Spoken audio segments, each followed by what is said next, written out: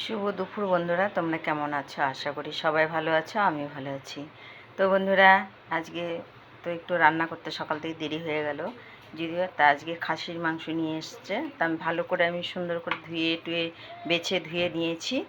আর এখন মশলা সব রেডি করে নিয়েছি। এখানে জিরা আছে, ধনা আছে, গোলমরিচ আছে, এখানে লঙ্কা আছে, কাঁচা লঙ্কা পাকা লঙ্কা দুটোই বাটা আছে, এখানে রসুন বাটা, আদা বাটা, পেঁয়াজ বাটা, এখানে আলু নিয়েছি।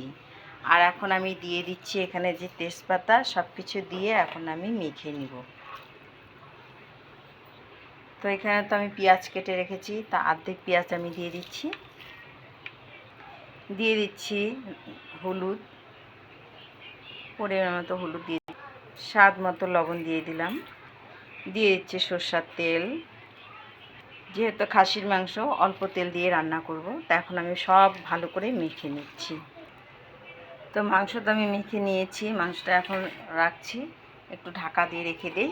ততক্ষণে আমি আলুগুলা ভেজে নিচ্ছি। দিয়ে দিচ্ছি সরষের তেল, আলুগুলোকে একটু হলুদ দিয়ে মেখে নিই, তাতে ভাজাটা সুন্দর আসবে, কালার আসবে। তো তেল আমার গরম হয়ে গেছে, আমি ছেড়ে দিলাম, আলুগুলোকে ছেড়ে দিলাম। তো ভালো করে আমি আলুগুলোকে ভেজে নিচ্ছি। তো বন্ধুরা, এখানে আমি নিয়েছি জিরা আর গোটা গরম মশলা আর তেজপাতা দিয়ে দিচ্ছি পেঁয়াজ। তো পেঁয়াজ তো আমার এই যে লাল লাল ভাজা হয়ে গেছে, এখন আমি মাংসটা দিয়ে দিই। তো মাংসটা আমার তো মাখিয়ে রাখছিলাম অনেকক্ষণ, তো এখন আমি যে পেঁয়াজের ভাজা হয়েছে দিয়ে দিচ্ছি। ভালো করে এখন আমি কষিয়ে নিই। তো আমি এখন মাংসটা ভালো করে কষাবো, গ্যাসটাকে কমায় আর কি, কমিয়ে নিব আর কি। এই যে কমিয়ে দিয়েছি, আস্তে আস্তে হোক। তো এখন আমি আলুগুলো আর রসুনটা দিয়ে দিচ্ছি, দিয়ে ভালো করে নাড়াচাড়া দিই, ভালো করে কষিয়ে নিব এখন।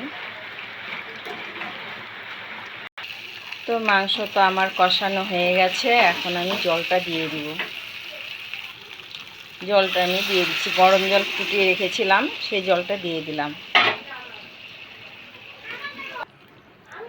তো আমার তরকারি তো হয়ে গেছে, এখন আমি এই যে গরম মশলা দিব। তো এখন আমি গরম মশলাটা দিয়ে দিচ্ছি।